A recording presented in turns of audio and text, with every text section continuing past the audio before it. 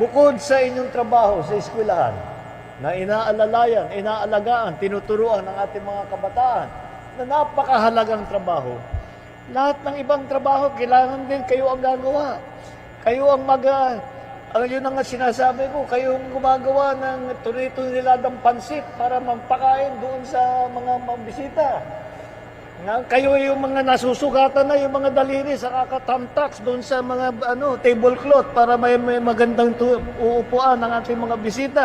Kayo ang nagpagbubuo ng mga program, pagka merong may graduation, kayo rin ang gagawa. Kapag may festival, kapag may anniversary, kayo ang gagawa. Pag may foundation day, kayo ang gagawa. Lahat. Sabi ko, wala naman sa yung mga pinupuntahan kong ibang bansa, wala ka namang nakikitang ganun. Dito talaga sa Pilipinas, iba ang mga ma'am at saka mga sir, ang ating mga teacher natin.